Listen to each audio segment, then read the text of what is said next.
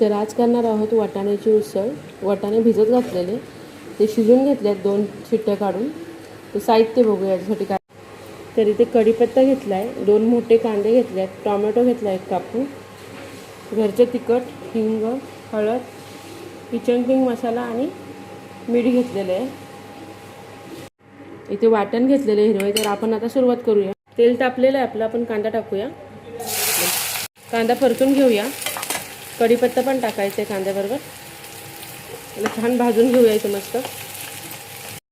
कांदा आपला भाजलेला आहे. मसाले टाकायचे, मसाले पण परतून घेऊया याच्यात. वाटण टाकूया आता. वाटण टाकून हे भाजून घ्यायचं आहे चांगलं. तर आपलं वाटण भाजून झाले. टोमॅटो टाकायचं आहे इथं लगेच. त्याला पण परतून घेऊया 2 मिनटं.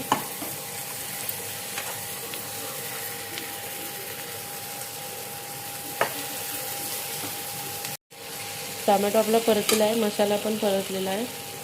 आता वाटाणे टाकूया शिजलेले. मिक्स करून घेऊया व्यवस्थित.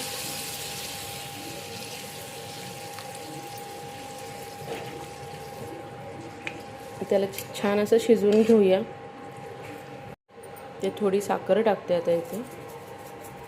साखरेने टेस्ट येते वेगळी. आता त्याला उकळवून घेऊया छान. तर बघा मस्त अशी आपली वाटाण्याची उसळ इथं तयार झालेली आहे. कोथिंबीर टाकूया.